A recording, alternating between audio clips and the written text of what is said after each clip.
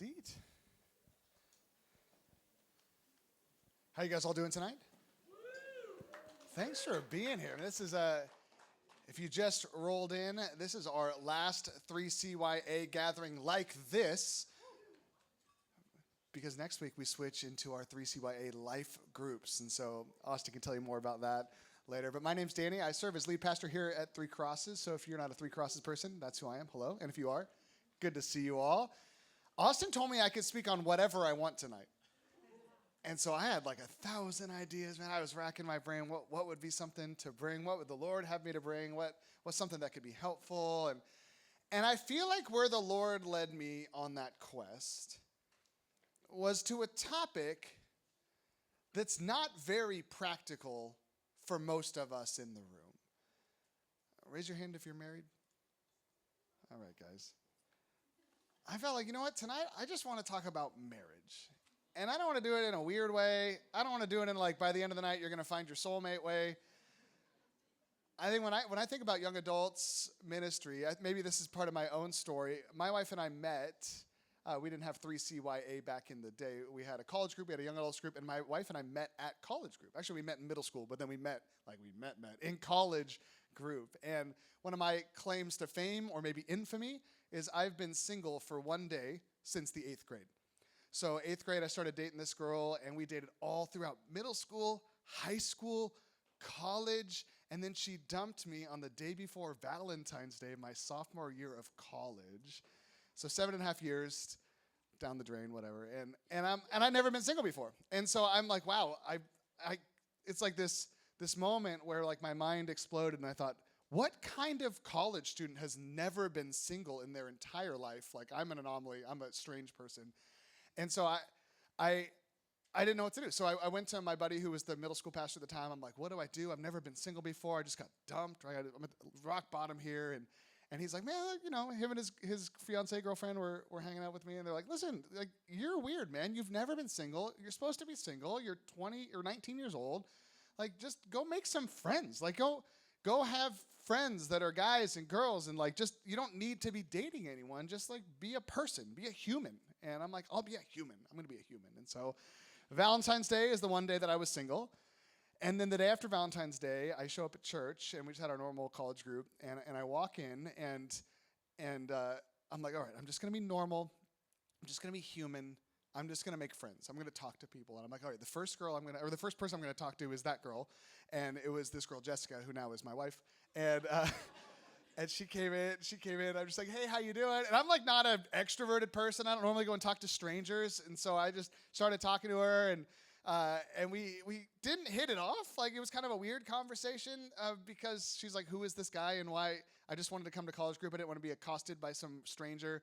And so we chatted for a little bit, but then, you know, like, our friends decided that we should be together. And so they made up this story that Jessica and I were now dating, and it got back to our college pastor, who's like, oh, I'm in on this thing. And so the next week I show up at college group, and every seat is like taken, right? Not because they're full, but like all the seats that were full, but then our college pastor stacked up all the rest of the chairs except for like 2. And so when I came in, he's like, oh, there's 1 seat left, and he puts me next to Jessica. He's like, sit here. So now it's like I'm standing there. This girl I just met last week is standing next to me, and they all kind of decided to orchestrate. We're going to orchestrate this Danny and Jessica together thing. And so it became this joke that Jessica and I are dating. We were not dating. She thought I was weird, and we had just met, and yet they just kept this joke alive. So we'd go out to dinner after college group, like, oh, you should bring your girlfriend. I'm like, I don't have a girlfriend. And then they tell Jessica, you should go to this dinner. We all hang out together. So every week they're just putting us next to each other in proximity, time and time again. And eventually what happens is we end up at these restaurants sitting in these booths, and we always have to sit next to each other. So we start talking. And as we started talking, we started hitting it off. And as we started hitting it off, we started realizing, well, maybe we actually should start dating. So we started dating. And so, I mean, one thing led to another, and now we have 6 children, and we've been married for 23 years. But it's been, yes, a wild ride, yes. So I'm not an expert on marriage, but I've been married for a quarter century at this point. And Jessica and I, so just so you know, if you're new to our family, I'm an old person. I wear glasses now. That doesn't mean you're old. Some of you are wearing glasses and you're young. So now I'm old. And I'm old also because I have a college student that's a child of mine. So we have 6 kids. We have 4 boys biologically. Jackson is at Biola. He's a sophomore. Carter is a junior at Redwood Christian School. I don't know my other kids' names. Hudson is a sophomore at that same school. And Brady is an 8th grader. Who Jonah is good friends with, and then we adopted twin girls who are now 10, and so we have a gigantic family, and it's chaos, and it's wonderful. And so I thought, you know what? Since the one thing that I've done for a quarter century has been married, I want to talk about this topic tonight. And so I would love to just go to the scriptures and just walk through a basic understanding of how the scriptures describe the beauty and purpose of marriage. Not because you are married, but because statistics at the very least would show that someday many or most of you will be married. And I think one of the things that I find most often as I sit with couples in marriage counseling now as a pastor is that most people who step into marriage have no idea how to do it. You know, so many people grow up and their parents are just not in a good marriage. Their parents were divorced, or their parents were never married, or they don't know one of their parents, or their parents always had a tumultuous relationship or a rocky relationship. And so they come to church and like, okay, now me and my wife or me and my husband, we want to do things differently. We want to love each other well. We want to last to the end. But they've never seen it modeled before. And all they know how to do is what they've seen in their home growing up, and it's not working for them either. And so I thought, you know what? Let me just kind of lay down just kind of a framework, a basic framework from the scriptures that I'm hoping will get planted like as a seed in your brain, so that if God does see fit that someday you would be married, that you would lean in and live out some of these things. At the same time, I would love for this to be as interactive as possible. And so I just thought this might be a dumb idea, but Elisha, did you get my number? I just said, let's put my number on the screen. If you have any questions, if you know me, I have your number in my phone, so you can get your friend's phone. But if you don't know me, just text me. It'll be anonymous. I would love to I'm not going to like out you or anything, but I'd love to just answer any questions that come up along the way. I'll do that at the end, and I'm going to take my phone out of my pocket so it doesn't start buzzing at me. So if you have any questions about anything along the way, just ask, and I will answer. But if you have your Bibles, you can turn to Genesis chapter 1. Genesis chapter 1. I was talking to somebody in 3CYA today and saying, hey, I'm talking about marriage tonight. And they said, it's interesting because at my age, I had a lot of friends, she said, who got married, young, out of college or in college or before college, whatever. And now, like, a few years later, I have a ton of friends who are actually getting divorced. And it's just a weird situation to be in where it's like these people got married real early. For a lot of different reasons, their marriage didn't work out. Now it's fallen apart. And so it's like, it's weird to feel like I'm a young adult, but I've got divorced friends and I've got married friends. I've got friends in all these different walks of life. And so I know there's some of us in this room who are married, some who are not, some who never want to be married, and that's fine. But let's talk about it. I want to focus in on one verse here in Genesis. And I have a new Bible, so it keeps closing on me. So I'm going to find it, read it. Boom, boom, boom. All right, we're going to go all the way to Genesis 2. Let's just fast forward to that.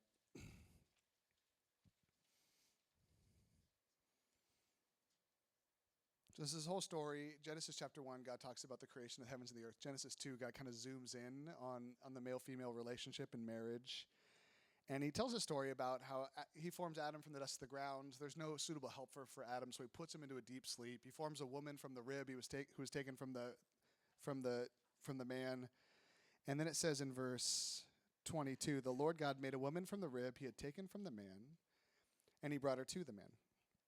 The man said, this is now bone of my bones and flesh of my flesh. She shall be called woman, for she was taken out of man. And then Moses says this, that is why a man leaves his father and mother and is united to his wife, and they become one flesh. That's the verse I want to focus on. That is why a man leaves his father and mother and is united to his wife, and they become one flesh. There's this concept in the scriptures that in the marriage relationship, man and woman are counterparts. Right? That's where Adam exclaims, right, this is now bone of my bones. Because Adam was in this situation in the garden where God had given him this task to be fruitful, multiply, rule over the earth, and subdue Adam it. thinks, okay, And well, so Adam me is looking and around somebody for a need to partner populate in this the earth endeavor, with descendants, and no but suitable there's no helper other can be human found. on What earth, that right? means- And so there's no way that Adam can populate the earth with descendants, so that another human.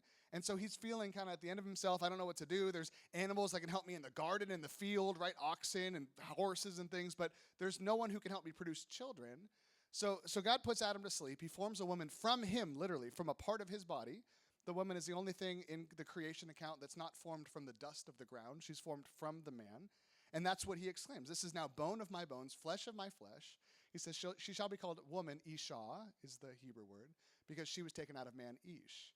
He says, this is actually just the feminine counterpart of me. Somehow, it's like looking into the mirror. This is me, but this is not me. This is something that's other from me. And then he comes and says, for this reason, because of this kind of divine mirroring relationship, a man will leave his parents, become united to his wife, and the two will become one flesh.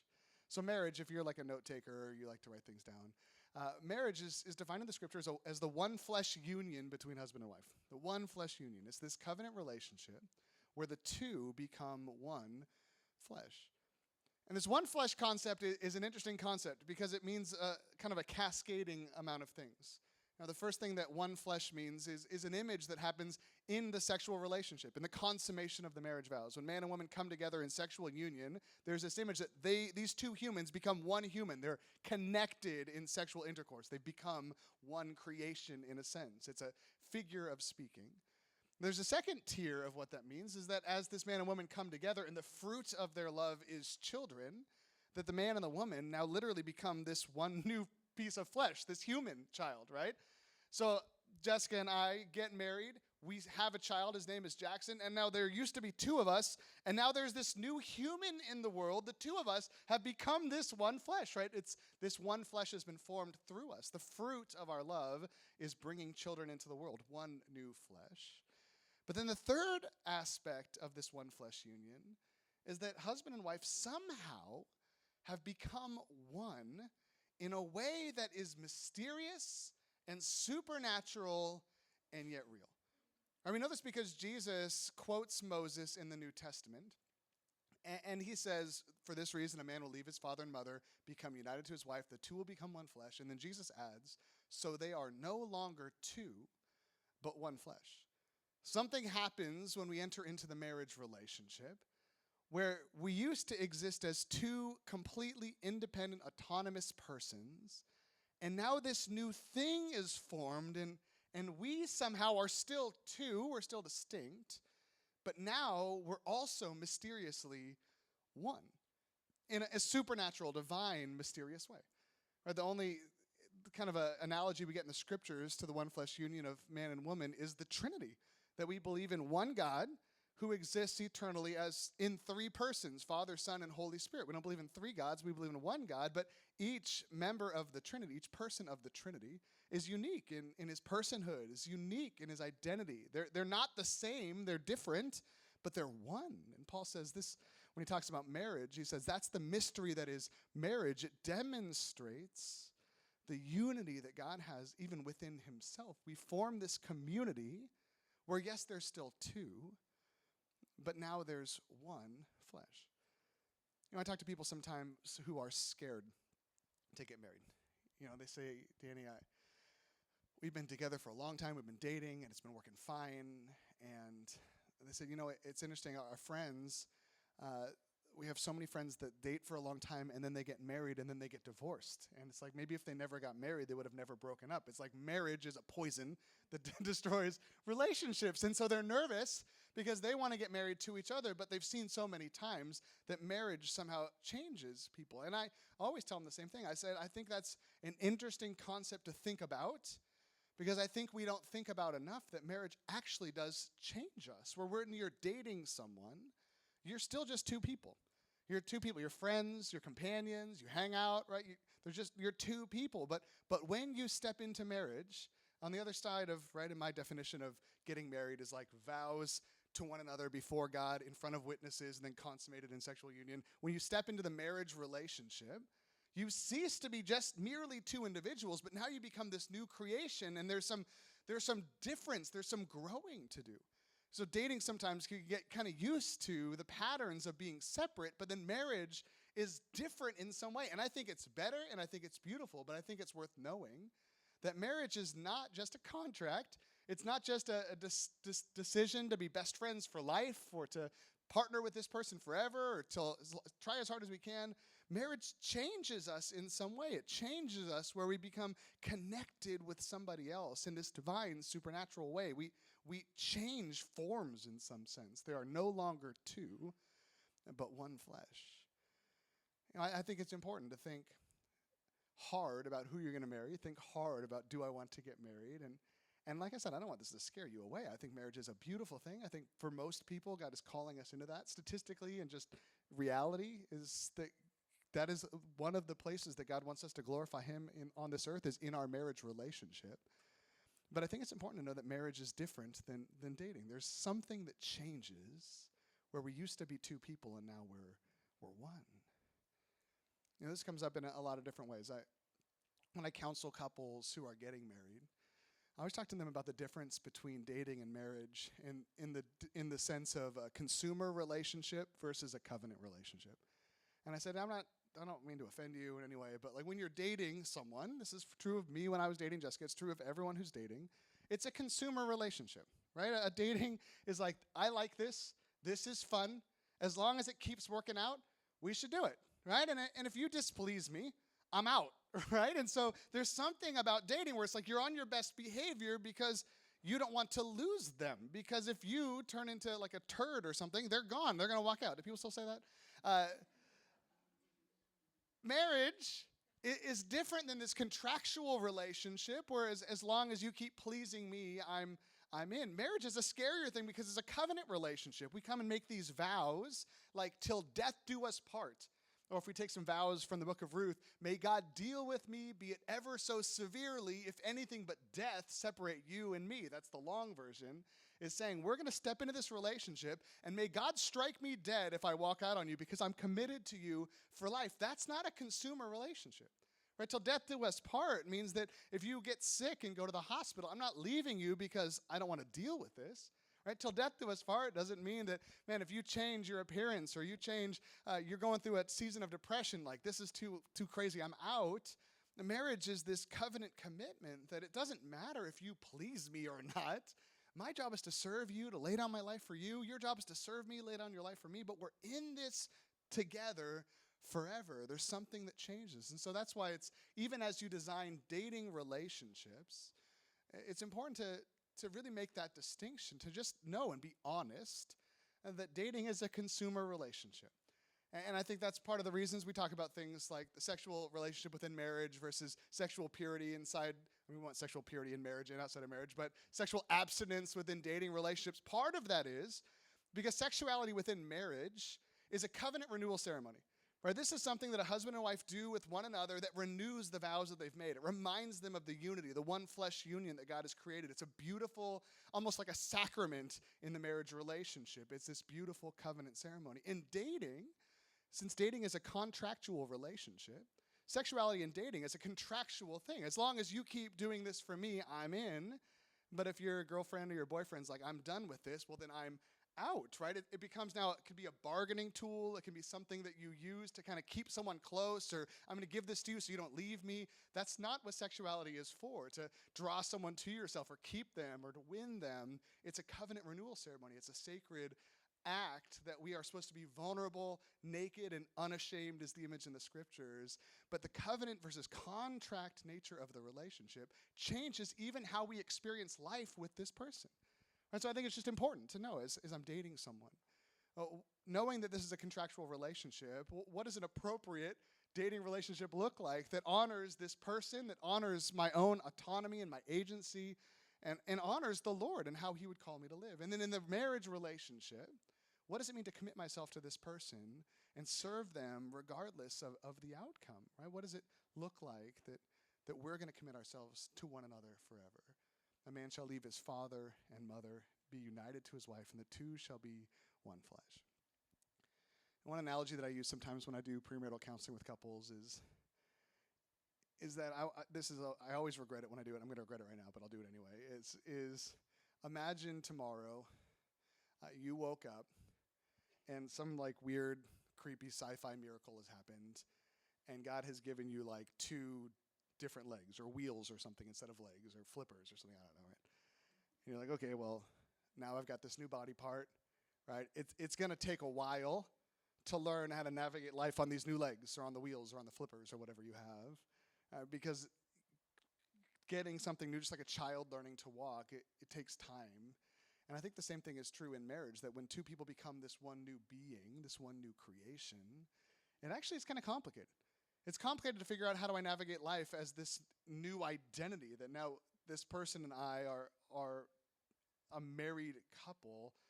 It's something that we need to prepare for. It's something that we need to navigate kind of mindfully and recognize that marriage is something that takes work. You know, I normally see couples have two different experiences. Some couples I talk to, their first year of marriage is like the best.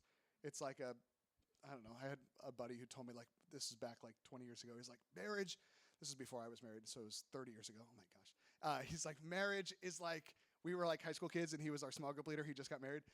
So he was like the Jonah character who just got married. And we're like, what is it like to be married? He's like, marriage is like a slumber party with your best friend every night. And she's a girl. And we're like, right? It was like, wow, right? Marriage is so cool. That's amazing. I don't even know what that means. That's so fun, right? Great first year of marriage. I talked to other couples. There's like, hey, how's marriage going? They're like, it's rough, man. It's rough. It's rough. And it can be rough for tons of different reasons, right? It's interesting. I talked to people who love, like Jessica and I got married. We turned 20. I turned 22 on our honeymoon. We got married young. And I loved that because our friends who waited a long time to get married, they got married at 30, 35, whatever. It's like there was so much life to figure out together on the other side of marriage. Like, hey, how are we going to deal with our finances? How are we going to deal with our jobs? Jessica and I didn't have to deal with any of that. We had to figure out how we're going to divvy up our CD collection. Besides that, we had nothing, right? We both just graduated college. Neither of us had lived outside the home before, right? I was in the dorm. She was living with her parents, commuting to school. And so then it's like, let's just start a life together. And so literally we started a life from scratch together. And for us, it was like this blank slate that made it so easy, right? We had challenges along the way, but there was something beautiful about starting life with this blank slate. Other people I've talked to, right, who got married at 21 like we did, like had a real hard time. Because it's like, man, I never really figured out who I was. I was still a child. My brain was still developing. And then I enter into this relationship with this person, and then 5 years down the road, I'm like, I think I made a terrible choice. This person is a turd or whatever, right? And that's the last time I'm going to say turd. And so I don't think there's any right or wrong way to navigate life in the sense of, like, should you get married early? Should you wait till you're 30? Whatever it is. But I will say, I think the only thing that really matters is stepping into a marriage relationship whenever you do, just knowing that this is something that's going to change us. And this is something that's going to change us in a way that's beautiful and that's good, but at the same time, it's different. It's not going to be the same. You should go and talk to your married friends who are in this room and be like, does it feel different than when you were dating? And maybe it feels different, maybe it doesn't, but there's something that Jesus says that has changed in us where we're no longer two but one flesh. And so the secret of marriage is learning how to live as one flesh. Learning how to walk through life as one entity, as one being, right? As kind of like the Trinity is one God in three persons. How do we walk through life as one couple in two persons, keep in step with one another, stay in harmony with one another, wrestle through things together, be on the same page as we get jobs, as we raise our kids, as we do the things that God has called us to do? How do we live as one because God has made us one? Live as one because God has made you one. Last thing I'll say, then I hope there's questions on my phone. Living as one is an interesting conundrum because there are healthy ways and toxic ways to do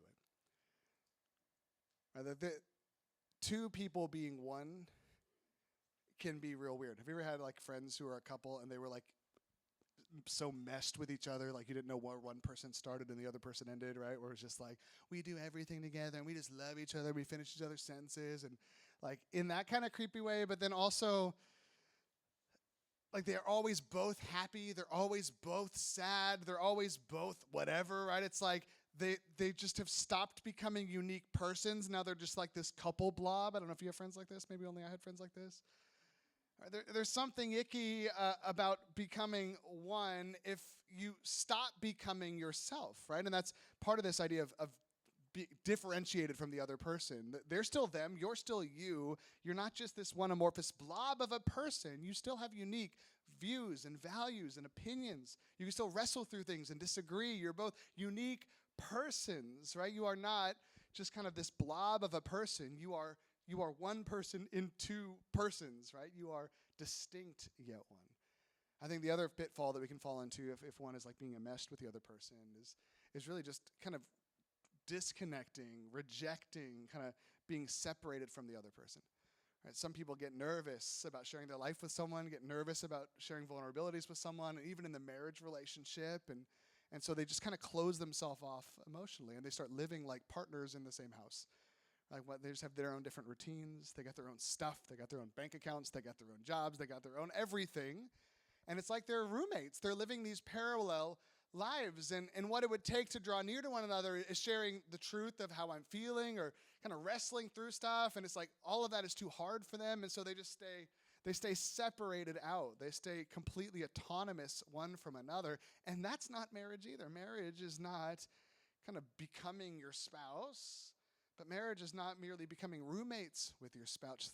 There's this fine line where the two of us are still distinct. We're still unique. Even we bring our own vantage points and we bring our own opinions because that's how God grows us together. And yet marriage is this constant choice that even though we're distinct, we choose to draw near one another. We choose to go towards one another, whether it's in conflict or it's in affection or it's with our time. We choose to make these oneness choices and draw near to somebody else. I think there's a lot of things we can do with this, right? There are some things that we can take into our dating relationship.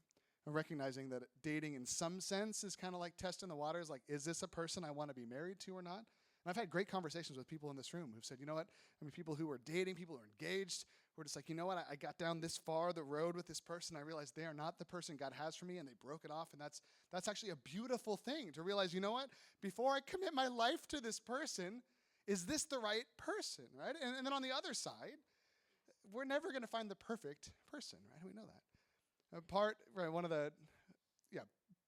Part of dating is evaluating what's a deal breaker, what's not a deal breaker, what can I grow with this person, and part of it is saying, you know what, we're both works in progress. Is this really the person that I want to grow together with, not just grow old with, but kind of grow myself and they grow with? Because in marriage, we are always transforming, because marriage is one of the most transformative tools that God has designed. Right? Living life with someone else is going to reflect, there's going to be fun and beautiful things. It's going to be a slumber party every night. But at the same time, living with someone else is going to draw out your selfishness. It's going to draw out your peculiarities. It's going to draw out, everything, good, bad, and ugly. Right? I remember Jessica and I got married. We lived right down there, like right at the bottom of the hill there at the church, the townhouses. And we first got married. I had never really, neither of us had lived on our own before. I thought I was a very clean person. I'm not, apparently, because when we got married, this was like our first, this wasn't even a fight, but this was like our first little funny conflict was I made dinner one night, and I'm like, you know what, I'm going to clean everything up. I'm going to clean up the kitchen. So I clean up the kitchen. I do the dishes. I'm all proud of myself, like a cat who brought a rat in from the outside, like, look how good I am. And I could just tell Jessica was like thinking about something, right? She wasn't like ecstatic that I'd done all these nice things. And I'm like, what gives, man? I made dinner. It was good. I cleaned everything up. And she's like, I'm sorry. I know you think that the kitchen is clean, but it's not. Like, it's just literally not. Like, there's spaghetti sauce on the floor, and like there's like splatter right there on the oven, and you didn't wipe the counters. And I'm like, well, I put the dishes in the dishwasher. She's like, yeah, I appreciate the sentiment, but like, if you don't mind, I'm gonna go clean the kitchen now. And that was something that I'm like, at first, right? I'm like, oh, come on, like that's just appreciate what I'm trying to do. And then at the same time, I'm like, like maybe I'm kind of a slob. You know, and from that moment on, I started like at first adopting this mantra of Okay, how would Jessica want this clean, right? Is this Jessica clean or Danny clean, right? But eventually it started becoming second nature, right? The other thing that I thought my wife was crazy about, which turns out I was crazy, is that my wife had this like OCD where she couldn't handle it if I left all the cupboard doors open in the kitchen. Right? Which now I'm like, am I a serial killer? Like, who leaves all the cupboard doors open? But I remember, like, I'd be cooking or something, and it's like, I would open this. It's like, well, I'm going to get this cup out, and then I'm going to, like, or this, like, pot out, and I'm going to use it. Then I'm going to put it back in, like, an hour. So I need to close the cupboard door, right? And Jessica would just, like, follow around after me and just, like, close the doors. I'm like, what is wrong with you? And then eventually I'm like, what kind of, like, madhouse do I want to live in where there's, like, spaghetti sauce everywhere and the cupboard doors are open? Like, it's a horror movie or something, and there's ghosts in the house. And I learned by being together with this other person and her sharing honestly like what comfort felt like to her, I learned that, man, I need to change in some ways. And those are real silly ways. But I learned that marriage is something that's going to require me to change. And I think for one of the things that Jessica and I noticed as our friends all started getting married is we noticed that over kind of the 2-3 year period after a couple would get married, this maturity would grow in their lives that did not exist before. Where it's like every once in a while we'd have this conflict with our single friends. We're like, oh my gosh, that person needs to get married so that can just like that weird rough edges can get out of them, right? Because there is something about marriage that like it makes us happy, but it also makes us holy. Something about being in relationship, covenant relationship with this person that we're sharing not just a house with, but somehow we're sharing an identity with, we're sharing a life with. We're growing into this new creation together, and just like God grows you as you follow him, now he grows y'all as you follow him together. And marriage kind of crafts us into the image of Jesus, but it crafts us in ways that we could have never imagined. I never thought that I would learn about how to clean my kitchen for marriage. I never thought I would, right? This is stuff that I should have thought about. I never thought that being married to Jessica would teach me how to be more compassionate and kind. I never thought that being married would be something that would teach me how to express my feelings and express my thoughts and process things out loud with people. I never realized how selfish I was, how introverted I was, how much I just wanted to be left alone, given absolute freedom, right? But marriage draws us out and calls us up into this image that God has for us. And, I think there are some of us in this room who will be called to that. Called to a marriage relationship where God uses that relationship to grow us into the image of Jesus. The primary tool he'll use in our sanctification is our marriage. And there are people in this room who are going to be called to singleness, where the primary tool that God is going to use is just your relationship with him and your relationship with community in the church. And whatever pathway that God has called you on, just know that that pathway exists to conform you into the image of Jesus, to make you more like him, to draw out that which is good and beautiful in your life, and help you to kind of, I don't know, shave off all the parts of you that are holding you back, that are dragging you down, that are causing pain, or all these things. And marriage is something that can be hard, but also something that God can use to bring beauty. So there's my little spiel on marriage. This is my moment of vulnerability. I'm going to turn to my phone, and I'm going to see if anyone asked a question about marriage. And this question is going to be like, what's your favorite color? It's like, okay, I'll answer whatever. I'll answer. Oh, yeah, here we go. Oh, great, they're sex questions. All right. Let me get a link. This is great. There's a lot of questions. Austin, how much time we got?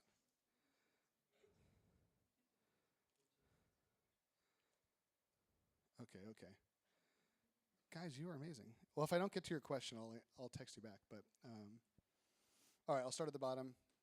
I'll start my 7:41 p.m. question. Someone says, in dating, how do you set healthy boundaries to abide no sex until marriage? So how do you create healthy boundaries in dating? And boundaries.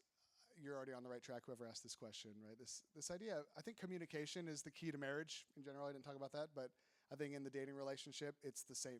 That part of stepping into dating relationship, Jessica and I realized early in our dating relationship, we need to sit down and just kind of talk about before any level of intimacy or romance at that physical level comes into our relationship, we should talk about what we're comfortable with in this place where our minds are clear and we can actually just chat about this. And so I remember we sat down and it was probably a real awkward conversation, just like, hey, like what You want to honor God, I want to honor God. What does that look like to you? Like, what are those boundaries that you feel like, man, I just don't want to cross these things? And then part of dating is practicing putting the other first and serving them by honoring whatever boundaries that you've decided together. So obviously the scriptures give us some boundaries, but at the same time, I think beyond that, you might find out that the person that you're dating is just like, yeah, I'm not comfortable with this, I'm not comfortable with that. You're like, well, I actually am. That's not like sex. I'm okay with that. It's like, well, you got to wrestle through that together and decide, right? Maybe invite some other people into that conversation as you're looking for wisdom for yourself, whatever. But really, communication becomes the key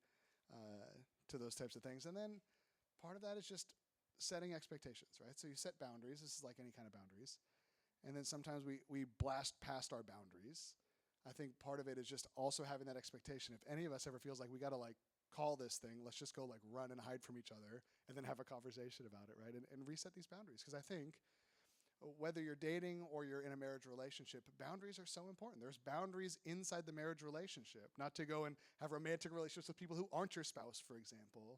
And dating is a time that does teach us how to honor the constraints of whatever relationship that we're in. All right, here's another question. Oh, did I ask Jessica's dad for his blessing? How did I do it? How did I propose? What was the biggest change you experienced how to navigate from dating to being married? What was the hardest and best parts? All right. I did ask Jessica's dad for his blessing. There's this restaurant called JD's down on the boulevard. It was great. JD stood for Justin's dad's restaurant. Weird name for a restaurant. And so she was out of town visiting some friends across the country. And so I asked her dad at church, like, hey, would you want to grab brunch with me? And he like looked at me like, oh, I know what's happening here, right? And so it's like we sat down, and I'm like, hey, he's like, I think I know why you brought me here, right? He's just like, of course you could marry my daughter, or whatever. I'm like, I'm very glad that's why I brought you out to breakfast. And he started telling me all these stories and wedding tips and marriage tips and all these kinds of things. Like, don't do what I did. I did this. I made this mistake when I first got married. And so it was fun. And then how did I propose? We went to Napa this was a terrible idea. We went to Napa to go on a hot air balloon ride. That's a good idea, right? That's cool. So I called her mom. I'm like, hey, can I like pick up Jessica at 3 a.m.? I'm going to take her to Napa. It's a surprise. And her mom was like, oh my gosh, yes, right? I know you're getting engaged. And so she helps orchestrate this whole thing. She gets Jessica in my car at 3 a.m. Just goes, like, what's happening? I'm like, oh, it's a surprise. And then I called the hot air balloon place at like 4 a.m. on the way up. And they're like, due to winds at high elevations, the hot air balloon is canceled. So now we're 4:30 in the morning. We're in Napa with nothing to do. Napa's a ghost town at 5 p.m., let alone 4:30 in the morning. And so we like went on a hike and we went on a hike. I ended up proposing on the hike, and then we went to breakfast. And then we're like, let's just spend the rest of the day in Napa. And then 5 minutes later, we're like, let's get home and tell all our friends. So we came home and told all our friends. But biggest change I experienced and how to navigate from dating to being married, hardest and best parts. I think the hardest thing, Jessica and I learned, we got married in July, like 6 months after we graduated from college.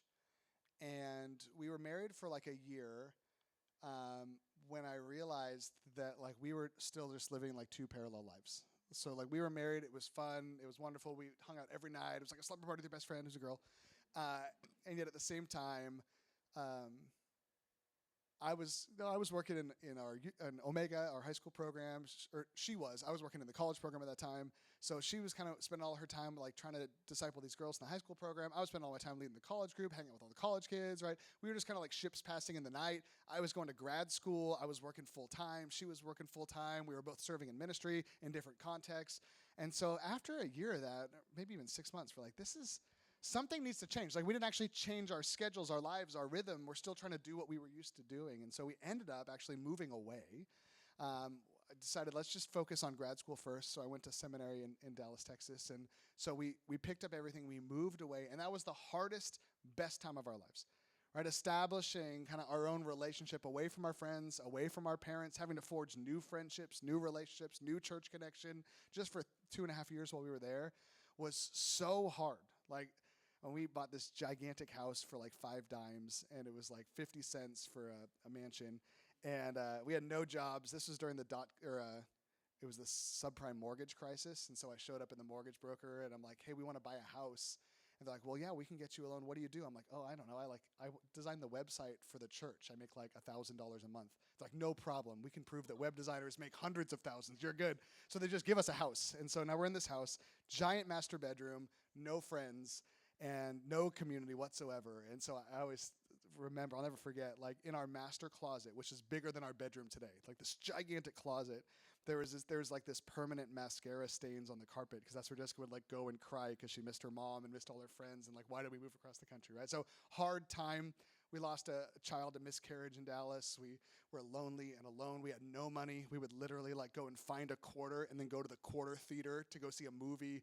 And yet, just us being together, we had to cling to God together, and it actually forged us into the relationship that we got to come back and live in. So that was hard and good. In regards to general stability, how does a couple know if they're stable enough to even think about marriage? I love that. This person said financially, emotionally, etc. Yeah, that's a hard one, because I think on one hand, we're never stable enough. Most people I talk to who are like, I want to wait till I'm financially stable to get married. It's like when I ask them what financial stability means to them, they describe a reality that probably won't exist for decades, right? So I think even for Jessica and I, it's like, well, marriage is just being honest and recognizing, this is how much we have, right? Budgeting is a thing. Like, can we do it? What's our life going to look like? And part of the conversation you're going to have is it worth for us waiting until we're farther in our careers, waiting till we have more cash coming in and having a better standard of living? Or do you want to dive into this thing now and we'll just figure it out together while we're broke, right? I don't think you have to be rich to get married. I think it's very difficult to be unable to afford your rent and be married. I don't think you should probably have a bunch of roommates and also be married, right? But so I do think there are some budgeting constraints, but I think generally it's hard to get rich in the Bay. It takes a long time. It takes a lot of work and saving, and sometimes two incomes actually helps that. I think at that emotional level, I think there's two answers to that. One, the fact that you're asking if you're emotionally ready to get married is a good sign that you're aware of your emotional development. There's also a chance you're asking this because your boyfriend, or I'm assuming it's a boyfriend, your boyfriend or maybe your girlfriend is not emotionally stable and might be a volatile person or a dangerous person. In that case, it's like, well, hey, let's just make sure that this is a person that I now today can trust, that I want to grow together with, and not just hope they're going to change in a way that's going to bring me safety later. Like let's solve that first before we commit to one another. All right, finances, a leading cause of divorce these days. How do we keep it healthy and fair? Do we both feel content and secure? It's kind of the same question. How do you know when to get married? Yeah, I think figuring out finances in marriage is an exercise of learning what your values are and how to communicate that with somebody else, right? So it's like I have this deep desire for long-term security, and so I would love it if we just like invested all of our money so that someday we'll be rich. But we can just eat ramen now. Like, who cares? But someday we'll be rich. And Jessica's like, okay, that's nice, but like I don't want to eat ramen every day. I want to eat normal human food. Ramen's human food, but not the ramen I'm talking about. And so I do think that we have different values that we bring to the table, and we figure it out together. We figure out, Jessica and I sat down this year, we said, hey, let's just make sure our budget is cash flow positive. That's our number one goal. But let's build our budget with our values in mind first. Like for us, our number one priority is generosity. And so before we do anything else, we're going to give first 10% of our income to the Lord. Our second value is our family, or is our long-term security. So we're going to make sure we're investing in our retirement. Our third is our family. And so we're going to make sure that we have enough to give our kids a great life. And then we're going to try to see what's left. Can we afford to live on what's left? And if not, we're going to have a conversation about which one of our top three values are we going to sacrifice in this season, because we can't afford to do everything that we want, right? And so that conversation of values is one that can serve you well. Question: how to navigate through dating marriage without fear of marrying the wrong person or something going terribly wrong? Great question. They're all great questions. I think of Jesus' teaching on divorce in the New Testament, and the disciples come and they say something to him after he talks about kind of his standards of marriage. He says, if this is true between a husband and a wife, it's better not to get married, right? This is just, it's too scary, right? We're going, like this person's asking, we're going in dark. Like, I don't know who I'm going to marry. What if they end up being crazy, right? I'd rather just be single. And as I wrestled through that passage last time I was looking at it, what kind of struck me is that the fear that we have about marriage is a fear, if we have it, that we should have whether or not we're married, Because none of us knows what the future holds. None of us knows if we're going to get a tragic disease. None of us knows if tragedy is going to come into our lives. None of us knows if we're going to kind of stumble into mental illness as we grow older or our health declines. None of us knows. And so we're going in dark as singles to the rest of our lives, not knowing what the future holds, convincing ourselves that we can control our lives, right? That's where we're lying to ourselves because we can't. And in marriage, we're still going in dark. We're just going in dark with somebody else. And maybe that compounds the issue, like, well, now there's two of us who can get cancer and die, and that's tragic. At the same time, it compounds the support. Man, there's one of us who can care for the other person if one of us gets sick, right? And so to that question of navigating fear, is this the right person? I think it's good to seek wisdom from wise counsel. Is this the right person, a good person for me to marry? But I do think one of the things we have to come to terms with is whether, it's not like finding the magic unicorn to marry. Whether we get married or stay single, we're going in dark for the rest of our lives. So really, you're asking, is this the person that I want to step into life with and figure things out along the way for better or for worse till death do we part? Because we're going in dark no matter what. Hey, Danny, you're doing great. Thanks, Kelly. When seeking a date, how can you guard your heart but at the same time be vulnerable with that person? Guard your heart, but be vulnerable with that person. Yeah, I think that's a really astute observation of kind of the contractual nature of relationship, right? Like if you've been in a relationship that you've kind of opened up yourself to someone, shared vulnerably, whether it's through sexuality or it's through emotion or it's through time, whatever it is, it feels like when that relationship dissolves, it's like you've lost it, like someone's taken something from you. I remember I've been single for one day since 8th grade, and so for the first 7.5 years of my marriage, Jessica was not the longest relationship that I had had, right? And so it kind of plagued me for like the first 10 years of our marriage. Like there's a human being in this world that I never see who knows like everything about me because I told her over the 7 years that we were dating, right? There's a level of vulnerability I shared with this person. And now she's married to some other guy. Like, and so it's like I can't even make eye contact with this person because like she knows my deepest secrets and I know hers. But it just felt kind of weird, right? And I think that's just the nature of what happens with kind of the risk. Vulnerability is risk. That obviously it's a risk someone can take that back and bash you over the head with it, but it's even a risk you're opening up yourself to someone. So I think in the dating relationship, part of what it is, it's like you're friends, you're more than friends, but I think just recognizing that exists and that's a potential. Just is this something, whatever it is, like I don't know if I want to share this with a person. Part of it's like, okay, if I'm going to marry this person, do I have to share this with them first, right? Do they need full disclosure of my life and background? But then part of it is also, man, is this someone that if we ended up breaking up in a week, I'll regret sharing this with? Is something to wrestle with. And I think if you're constantly saying, I don't want to share this, I don't want to share this, I don't want to share this, it might show that you might have some issues with vulnerability. It also might show this is not a trustworthy person, right? Because you might be asking, man, why is it that I never want to share because I don't feel safe with this person? Someone had a question that was similar, but we'll see if we can get to it. Oh, good, I'm getting near the top. Good. I was scared we're going to be here all night. We're not. How long is too long to date? Your 20s. How do you handle fights and anger in marriage? I don't know, I'm reading it this way. Biggest struggle ever faced in marriage. Okay, how long is too long to date in your 20s? I don't know. I don't think there's a rule book on that stuff, right? I think it's very difficult. Well, I think if you're with someone and you've been dating them for a while, Jessica and I dated for 2.5 years, which was not forever, but not like a week or whatever. I think if you're dating someone for a while, at some point you're like, man, I really want to marry this person.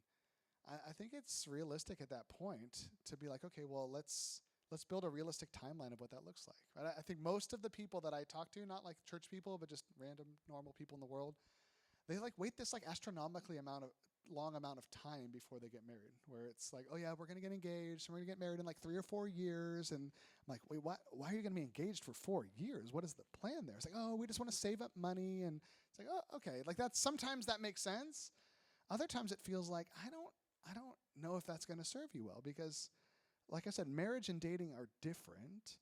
And I do think at some point it's kind of like, I don't know, like this is going to make it too crude, but you go apply for a job. Have you ever applied for a job and they make you go through like months of interviews and you're like, seriously, just make a decision, right? I feel like sometimes that's what dating is like. You've been dating with someone for years, and it's like, I don't know. Or it's like, listen, like if it's been 5 years and you're dating and you're still not sure, it's like they're probably not the person, right? Or they are, just get married, right? There's something to, like, dating is not merely an interview process for marriage, but it partially is, right? And at some point, it's like, what new information are you going to get? Like, let's just go elope, but let's make a plan. What is keeping us from being married, and how do we step into that? Because that is why we're dating. We're trying to move in that trajectory. So I don't think there's a hard and fast answer to that one, but it's different for everyone. How do you handle fights and anger? You just ignore it and it goes away. Just kidding. I think that's the communication thing too, right? Where I remember when he first got married, Jessica was more comfortable with conflict than me. Like, I'm pretty conflict averse. So like I would just want to prove to her that I'm doing the right thing. And then if she ever critiqued me, I'm like, no, I'm a terrible human being, right?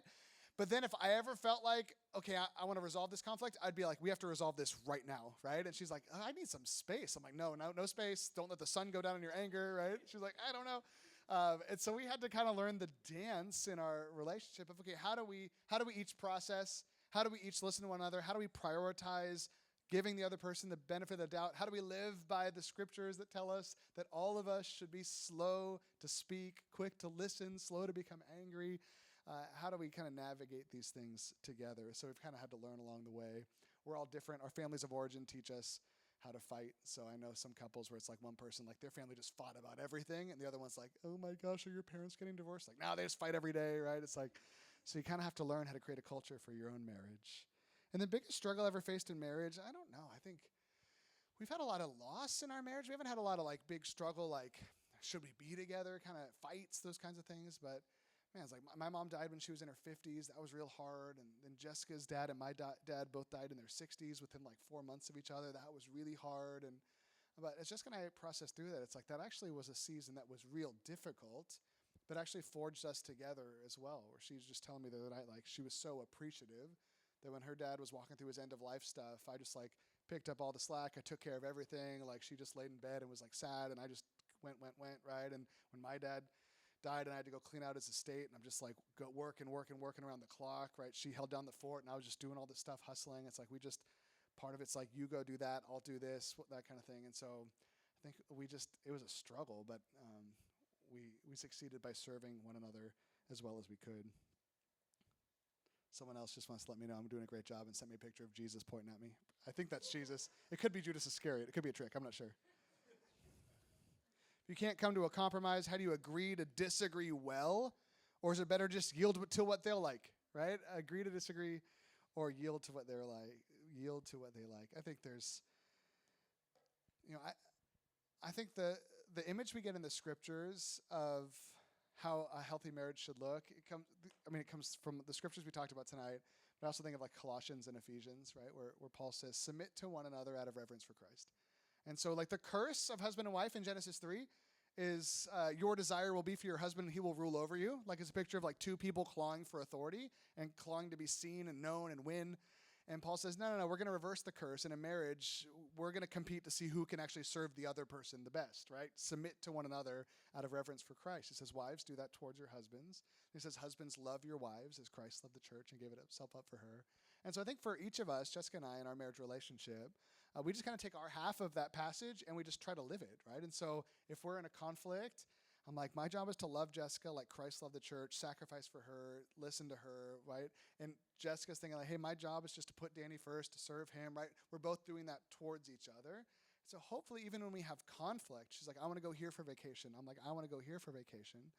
Both of us can kind of come around and be like, well, hey, like, I hear you, and I want to give you what you want, right? In a healthy conflict, and she's like, I hear you, I want to give you what you want.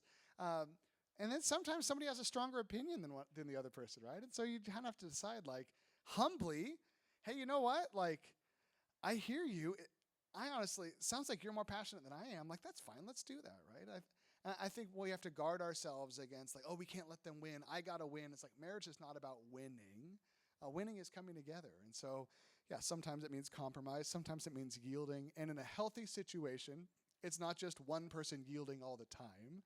But I think sometimes we have to have those hard conversations. Man, I feel like I'm always the one yielding, and we always get to do what you want, and kind of see where those conversations go. I think Jessica and I had that conversation one time where I said, man, I feel like I'm always trying to do everything that will make you happy. And no matter what, you're just always judging me all the time. And she's like, what do you mean? I'm like, I just know you're judging me.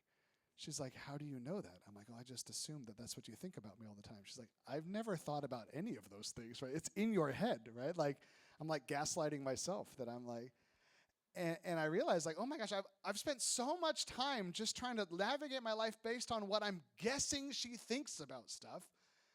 Maybe instead I should get some real information and just ask her what she thinks about stuff, right? Instead of guessing all the time. So communication is key again. Okay, I know we're running out of time. Austin, we're running out of time? Yeah. All right, let me look at these questions and answer not the best one, but one of them. Mark these as unread to answer later. Oh, that one's kind of fun. Okay.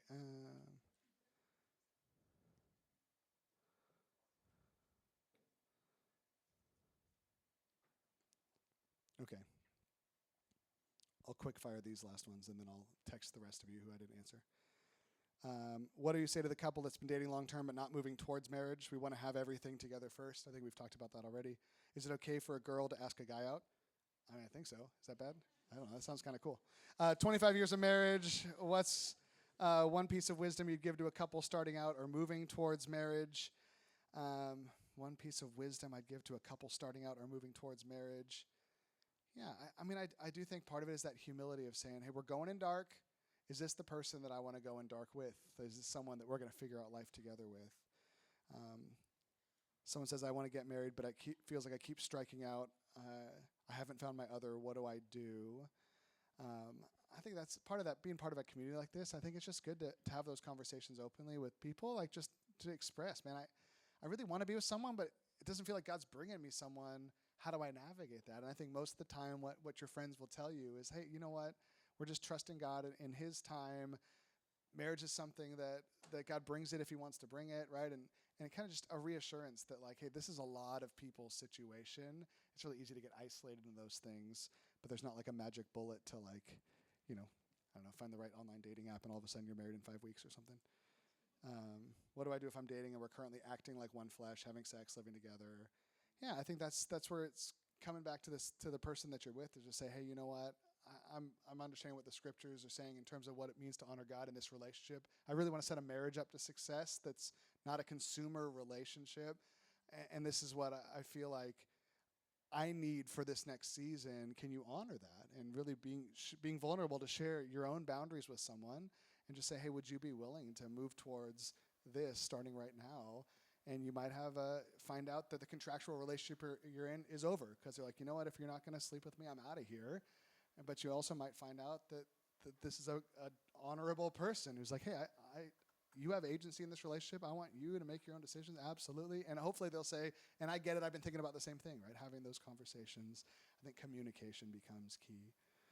I didn't see it in this last moment, but somebody had a question about just being in a dangerous marriage, right? Being in a violent situation or in a scary situation. And I just want to say that if you're in a relationship, a dating relationship with someone where you're not safe, that is where the church is a people who want to help you to experience safety. So that's whether that's getting out of that relationship or getting to a place of safety so you can process whatever it is.